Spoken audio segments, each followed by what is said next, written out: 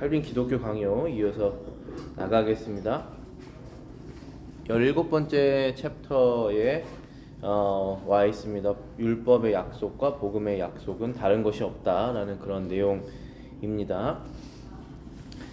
하나님께서 우리에게 영생의 은혜를 내려주시는 목적은 우리가 그를 사랑하고 두려워하며 공경하게 하려는 것이다.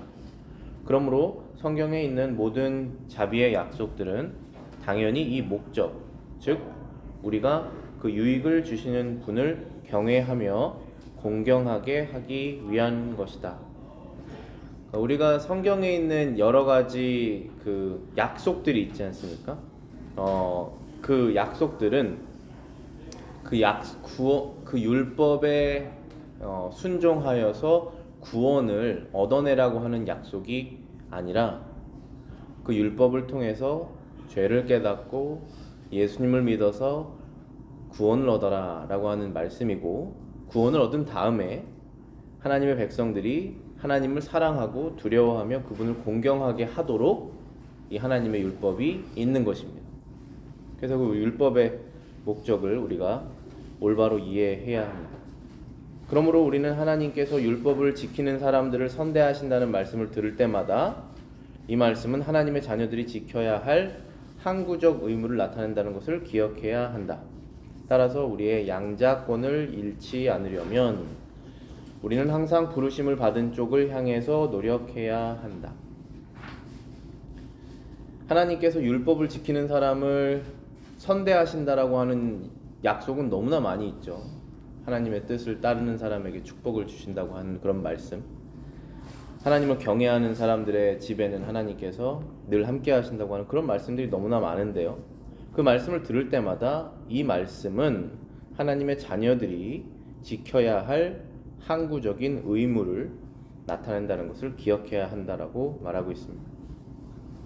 우리가 자녀로서 이것은 끝까지 지켜야 되는 의무이구나, 자녀로서 자녀의 도리구나 라고 생각해야 된다는 것입니다.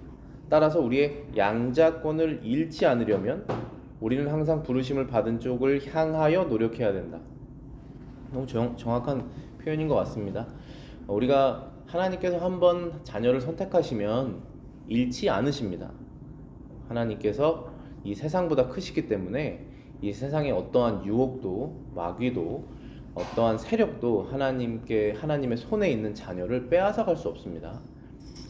그런데 여기서 칼빈이 양자권을 잃지 않으려면 우리는 항상 부르심을 받은 쪽을 향해서 노력해야 된다라고 하는 이것을 어떻게 이해해야 되냐 하면은, 만약에 우리가 하나님의 자녀라고 스스로 믿고 있는데 하나님의 자녀의 도리를 하고 있지 않다면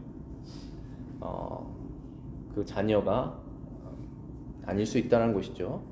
그래서 양자권을 이미 갖고 있는 우리가 잃지 않으려면 그 양자로서 합당한 율법을 지키는 의무를 해야 한다. 그쪽을 향해서 노력해야 된다. 완전히 이루라는 것이 아니죠. 늘 그 도리를 지키려는 노력을 해야 된다라는 것입니다. 시편 24편 3절 4절입니다. 여호와여, 주의 장막에 유할 자가 누구며 주의 성산에 거할 자 누구이오니까? 곧 손이 깨끗하며 마음이 청결하며 뜻을 허탄한 데 두지 아니하며 거짓 맹세하지 아니하는 자로다. 여호와여, 주의 장막에, 하나님의 집에 거할 수 있는 자가 누구입니까? 주님의 거룩한 산에 거할 자가 누구입니까? 했을 때 손이 깨끗하며 마음이 청결하며 뜻을 허탄한 데 두지 않으며 거짓 맹세하지 않는 자다.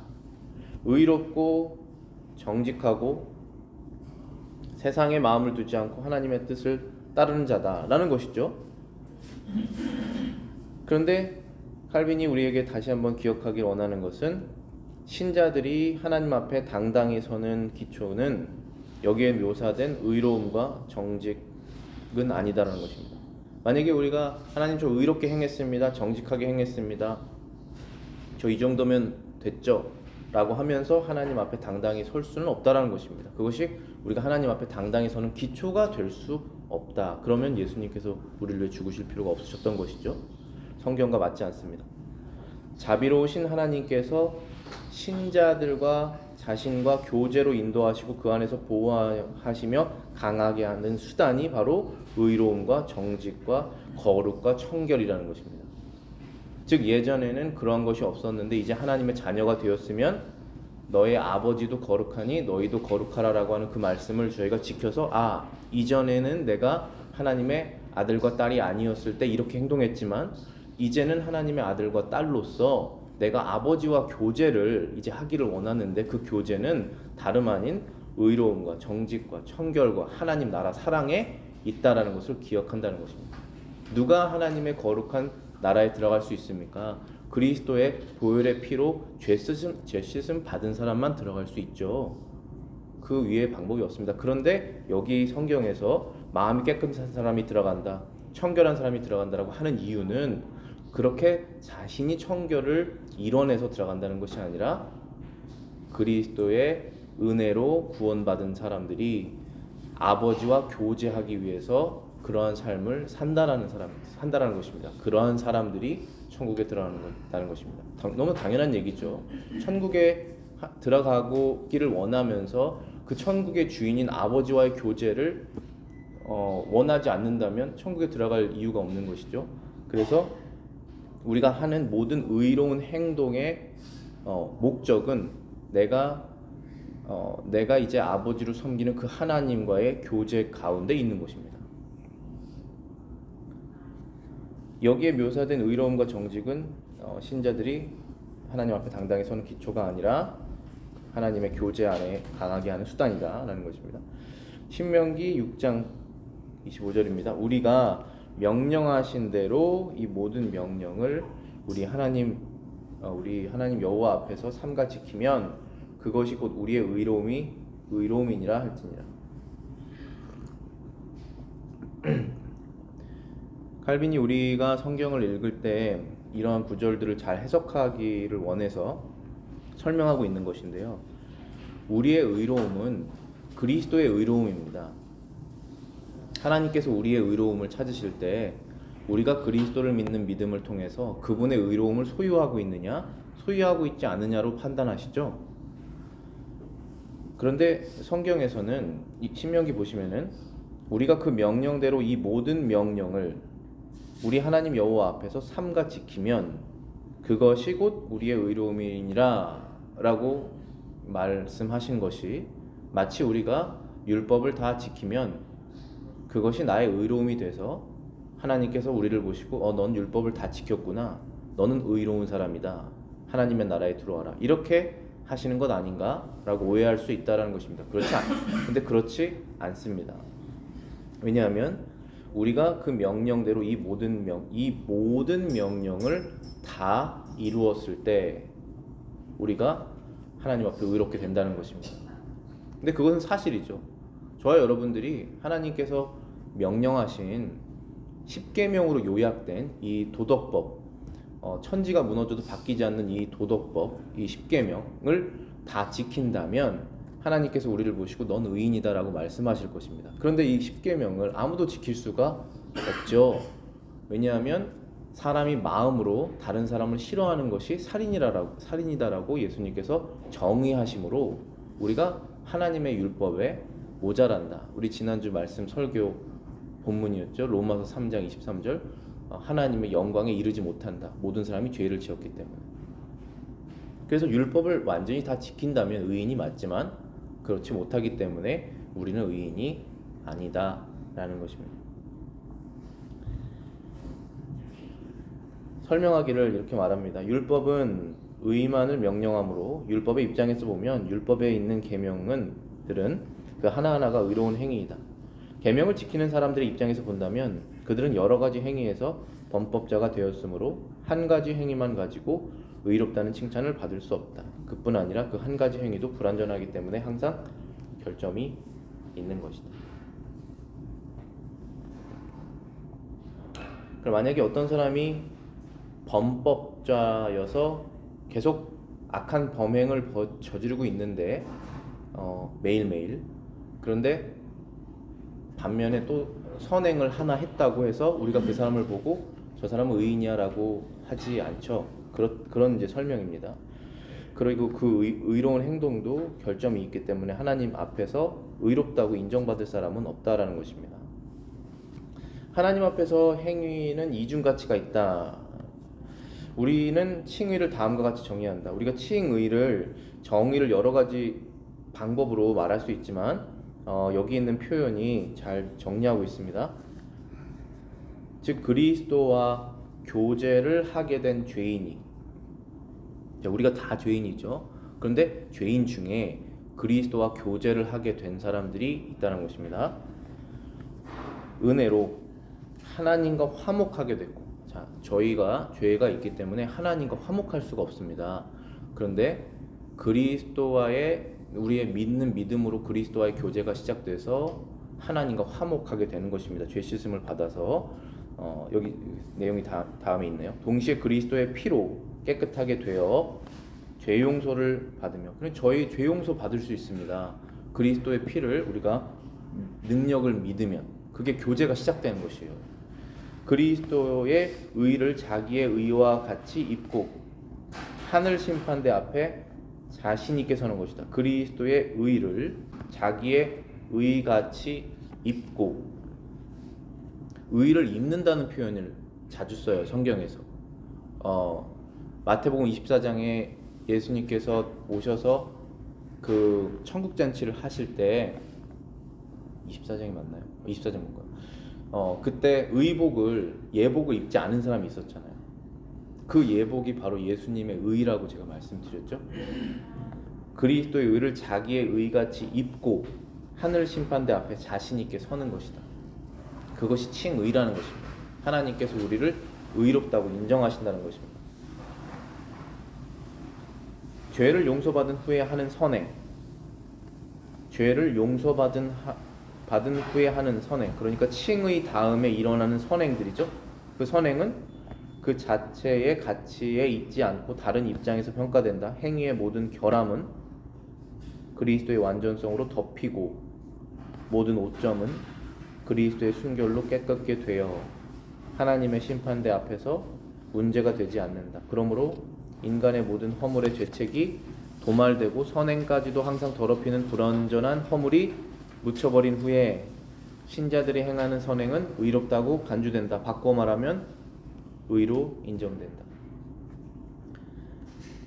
사람이 그리스도 안에서 구원받고 죄 용서받은 다음에 어떠한 일이 일어나냐 하면은 하나님께서 우리를 보시고 진노하시지 않습니다.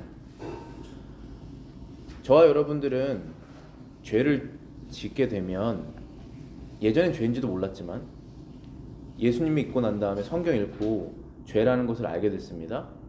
그런 다음에 우리가 이유 없는데 그 죄를 지었어요. 그러면은 우리 자신이 싫어지지 않겠습니까? 근데 하나님께서 우리를 싫게 보시지 않는다는 것입니다. 이게 이해가 안 되는 은혜예요. 하나님께서 우리를 진노의 대상으로 보시지 않습니다. 징계를 하셔서 고치시려고 하는 하나님의 거룩성은 계속 우리에게 향하시지만 진노하시면서 오시지 않습니다. 사랑으로 오십니다. 그래서 우리가 이제 변화되어서 그리스도 안에서 구원받아서 하나님께 선행을 할 때 그 선행이 얼마나 많은 오점이 있습니까? 그 오점을 하나님께서 보시지 않는다는 것입니다. 왜냐하면 우리 자체가 그리스도의 의를 입은 상태로 하나님께 나아가고 있죠. 지금 믿음으로 그분의 의로움을 입었습니다. 그러니까 우리가 그리스도의 의로움을 입으려면 이 의로움이 없으면 하나님께서 나를 어떻게 보실까를 알아야지 의를 입을 수 있는 것이에요. 그래서 우리는 의를 입고 싶습니다. 너무나. 그래서 의를 입고 하나님 앞에 나가서 선행을 할 때, 만약에 의가 없는 상태에서, 그리스도의 의가 없는 상태에서 선행을 했을 때에 보실 만한 그 불견한 점들, 불순한 점들을 보시지 않는다는 것입니다. 그래서 자유롭게 선행을 할 수 있는 것입니다. 부족하더라도. 거기에 여러 가지 복잡한 나의 생각이 껴있더라도 선행을 할 수 있습니다. 그렇지 않으면 선행을 할 수가 없죠. 그렇지 않으면 어차피 이게 하나님께서 안 좋아하실 것 같은데 어차피 이거 하나님께 안 받아들여지는 것 아니야. 이 정도 해서 내가 뭘 하겠어. 이렇게 마음을 하면 아무것도 못 하잖아요.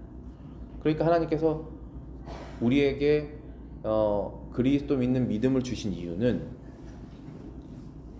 하나님의 자녀가 되고 자녀로서 합당한 삶을 살라라고 우리를 부르신 것입니다. 근데 합당한 삶은 선행이에요. 선은 악의 반대말이고 선과 악의 기준은 하나님의 말씀입니다. 하나님의 말씀을 지키는 삶을 살라라고 하신 것입니다. 이신칭의는 행위에 의한 의의 기초가 된다. 늘 범죄를 저지르는 한 사람이 한편으로는 선을 행한다고 해서 그 사람이 의인이 되는 것이 아니다. 좀 전에 제가 설명해 드린 부분이죠. 그렇게 생각하는 것은 어리석다. 따라서 이신칭의가 행위의 의의 시초와 기초, 원인, 증거, 그리고 본체임을 부인할 수 없다. 이신칭의가 온전하게 유지되지 않으면 행위의 불결함이 드러날 것이다. 그래서 칭의는 하나님께서 우리를 의롭다라고 하신 것인데 이 신은 믿음으로란 뜻이에요. 신이 믿을 신이잖아요. 믿을 신이죠. 믿음으로 의롭게 칭함을 얻는다. 그게 이신칭의라는 단어예요. 그래서 좀 짧게 말해서 반드시 믿음으로밖에 될 수 없잖아요. 하나님 앞에 의롭게 되는 것은 사람이 만든 종교는 신에게 어떠한 뭔가를 드려서 의롭다함을 얻지만 하나님께서는 직접 자신이 자신을 내어주셔서 우리가 의롭게 된 것이지 않습니까? 그래서 값없이 의롭다함을 얻으리라 라고 말씀하시고 우리는 믿음으로 그 의롭다함을 얻을 수 있습니다. 그런데 여기에서 행위에 의한 의가 존재하는데 이 행위에 의한 의라는 것은 우리가 하나님의 말씀을 순종하는 의로움을 말하는 것입니다. 그 의로운 행동이 맞죠. 악한 행동을 하다가 하나님 말씀을 믿고 의로운 행동을 할 때 그것이 얼마나 의롭습니까? 하나님 말씀 순종했기 때문에. 그래서 하나님께서 의롭게 보십니다. 그런데 이 하나님께서 우리의 순종과 선행을 의롭게 보실 때 그것의 근거와 기초는 우리가 믿음으로 하나님께 의롭다함을 입었기 때문에 의롭게 보시는 것이지, 만약에 우리와 그리스도와 아무런 관계가 없는 상태에서 하나님 제가 이 일을 했습니다라고 들고 나갔을 때 하나님께서 그것을 의롭게 보실 수 없다라는 것입니다. 왜냐하면 거기에는 불순물이 섞여 있기 때문에 그렇습니다. 더군다나 그래서 칼빈의 표현으로는 어떤 사람이 계속 23시간 범죄를 저지르고 있다가 파렴치한 범죄를, 그런데 1시간 사회봉사를 했다고 해서 그 사람을 보고 의인이다라고 말할 사람이 누가 있겠느냐라는 것입니다. 그거가 반복이 된다면, 그게 이제 1년 365일 반복이 된다면 23시간 범죄를 저지르고 있고 의도적으로, 그런데 1시간 사회봉사를 했다고 그 사람을 의인입니다라고 말할 수 있는 재판장이 누가 있으며 시민이 누가 있겠냐라는 것입니다. 그런데 우리는 그런 생각을 가지고 하나님께 나아가려고 한다는 것입니다. 그게 안 된다는 것이죠. 그것이 안 되기 때문에 예수님께서 우리를 위해서 죽으신 것이고 그의 피를 흘리신 것입니다. 그래서 우리는 그 피를 의지하여서 하나님 앞에 나가는 것이고 그 피를 의지하여서 선행을 하는 것입니다. 그래서 여러분들이 예수님 믿는 믿음이 있으시기 때문에 여러분들이 지금까지 하신 믿음을 얻으신 다음에 하신 모든 선행들은 하나님께서 다 완전하게 받으셨습니다. 이건 너무 부족했다라고 생각하지 않으십니다. 비록 부족했지만 우리도 알고 있잖아요, 부족한 것을. 그렇지만 하나님께서 좋은 것을 받으십니다. 그렇다고 해서 우리가 지난 인생을 돌아보면서 이건 다 좋은 거였어 그렇게 생각할 사람은 없잖아요. 너무 부족했고 뭐 어려서 실수를 했을 때도 있고 믿음이 부족해서 실수할 수도 있고 경험이 부족해서 올바른 판단을 못 내린 경우도 있었지만 그 안에서 우리가 마음으로 하나님께 했던 것들, 그것 다 받아들여 주신다는 것입니다. 그거 잊지 않으시고 상급으로 기억해 주시고 천국에 영원히 썩지 않는 상급으로 마련해 주실 것입니다. 여러분이 이 땅에서 쌓아두지 못하셨겠지만은 천국에서 하나님께서 쌓아두실 것입니다. 그것은 없어지지 않습니다. 영원히 누리실 것입니다. 여러분들이 누구와 함께? 여러분의 구원자 예수님과 함께. 그래서 모든 선행의 기초와 근본과 시초와 기초와 원인과 증거, 이것은 이신칭이 이다라고 말하고 있는 것입니다. 믿음으로, 예수 그리스도를 믿는 믿음으로 하나님 앞에 의롭게 된 그것이 선행의 다 근본이다. 그래서 그 예수님을 코널스톤이라고 말하잖아요. 모퉁이 돌이라고 말하죠. 그러니까 종교심과 종교 생활이 있어요. 이거 반드시 필요한 것입니다. 그런데 예수 그리스도 없는 상태에서 종교심과 종교 생활을 생각해 보세요. 그러면 그게 뭐냐? 모래 위에 집을 쌓는 거예요. 모래 위에 집을 쌓습니다. 그러면 언제 무너집니까? 그게? 바람이 불고 비가 오면 무너집니다. 왜냐하면 모래 위에 집을 쌓기 때문에 파운데이션이 없는 것이에요. 그래서 기초가 없는 것입니다. 그런데 우리가 예수님을 믿는 그 믿음에서 느리지만 하나씩 집을 올리면 그것은 집이 져지는 거예요. 집을 올리는 것은 종교심과 종교 생활입니다.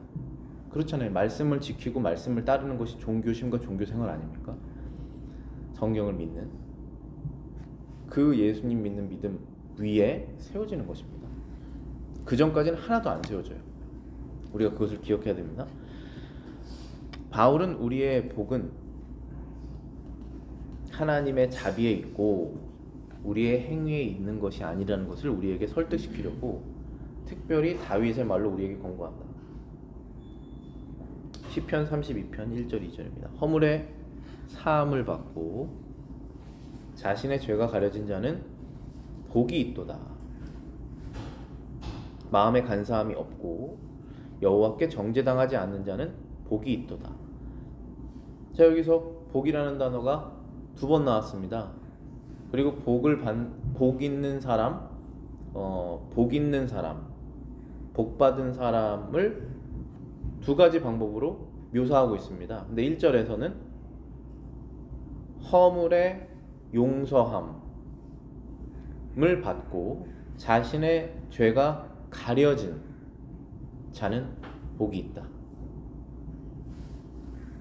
저와 여러분들의 부끄러운 수치스러운 죄가 드러나지 않고 가려졌습니다. 그리고 씻을 수 없는 그 죄들이 용서받았습니다. 그것이 가장 큰 복이죠. 복이 있다. 그 사람이 복이 있다라는 것입니다. 마음에 간사함이 없고 여호와께 정죄당하지 않는 자는 복이 있도다. 1절은 우리의 구원을 말하는 것입니다. 믿음으로 칭의를 말하는 것이죠. 이신칭이죠. 이게 이신칭이 믿음으로 의롭다함 칭함 받은 사람은 죄 용서받고 죄가 가려지는 복을 얻습니다. 그것이 바로 구원입니다. 왜냐하면 나의 죄책과 죄의 부끄러움과 죄의 결과로부터 내가 구원받았기 때문에 그렇습니다. 그런데 2절에서는 마음에 간사함이 없고 여호와께 정죄당하지 않는 자는 복이 있도다 라고 말씀하시면서 정죄당하지 않는 그 구원에 관한 부분을 다시 말씀하셨지만 마음에 간사함이 없는 사람이 복이 있다라고 말씀하셨습니다. 우리가 마음에 간사함이 완전히 없을 수 없죠. 사람이 완전하게 한 마음만 갖기 어렵죠. 우리가 그렇게 완전히 한 마음만 갖고 싶잖아요. 그런데 그렇게 하기가 너무나 부족합니다. 그런데 여기 성경에서 마음에 간사함이 없는 사람이 복이 있다라고 하시는 이유는 우리가 구원받아서 이제 하나님께서 우리의 마음을 청결하게 하셔서 예전에 가지고 있었던 그 뭐라 그럴까요? 여러 죄악들, 그것들을 깨끗하게 하시는, 그것을 가지고 있는 그런 마음을 갖게 되는 사람이 복이 있다는 것이죠. 깨끗하게 할 수 없습니다, 스스로. 외부에서 우리를 깨끗하게 하시는 힘이 오셔야지 깨끗하게 할 수 있는 거죠. 내 안에 있는 성령이 오셔서 일을 하셔야 깨끗하게 할 수 있죠. 그러니까 누가 복이 있느냐 하면, 죄 용서 받은 사람이 복이 있는데, 그 사람은 성령을 입고 성령이 그의 마음을 청결하게 하시고 간사함을 없애주실 것이기 때문에 복이 있다는 것입니다. 성경에서 격찬하는 모든 복도, 인간이 죄를 용서받는 복을 받기까지는 아무 소용이 없으며 인간에게 아무 유익도 주지 못한다. 여기서 성경에서 격찬하는 모든 복을 예를 들어서 시편 32편 2절에 마음에 간사함이 없는 복, 마음에 간사함이 없는 복을 예를 들 수 있습니다.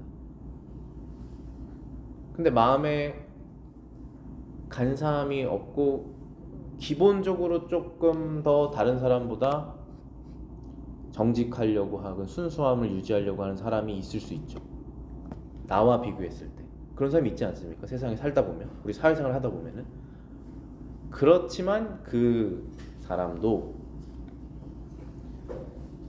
하나님께서 인정하실 수 없다는 것입니다. 그래서 인간이 죄 용서를 받는 복을 얻기 전까지는 그 성경에서 극찬하는 여러 가지 인간의 그 복된 성품들이 의미가 없어진다는 것이죠.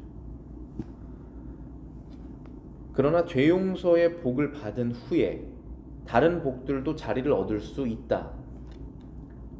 그 복들이 자리를 얻을 수 있습니다. 마음에 간사함이 없고 순수함을 유지하는 것, 어려운 사람을 늘 돌아볼 수 있는 그런 마음이 있는 사람, 그런 것들이 하나님께서 남겨두신, 아담과 함께 타락했지만 일정 부분 남겨놓으신 성품들, 그 사람에 존재하지 않습니까? 그것이 그전에는 자리를 못 잡았는데 예수 믿고 거듭나서 구원받은 다음에 자리를 잡을 수 있다는 것입니다. 그래서 제가 교회 개척하면서 늘 안타깝게 생각했던 것들은, 누구누구를 알고 있어요, 제가. 근데 그 사람은 신앙이 없어요. 예수를 믿지 않습니다. 그러면은 영적으로 이 그리스도의 교회에 포함되어 있지 않아요. 뭐 같이 생활 가운데 있지만, 같이 무슨 행동을 할 수 있지만 그리스도의 머리에, 몸에 속해 있지 않습니다. 왜냐하면 믿지 않는다고 스스로 고백하고 있으니까. 근데 그 사람이 가지고 있는 장점은 많아요. 근데 사용이 안 돼요. 자리를 못 잡습니다, 이 교회 안에서. 그게 너무 안타까운 것이죠. 바로 그 말씀을 하시는 거예요. 그리스도를 믿고 거듭나서 죄 용서받는 복을 얻기 전까지는, 이게 칭이잖아요.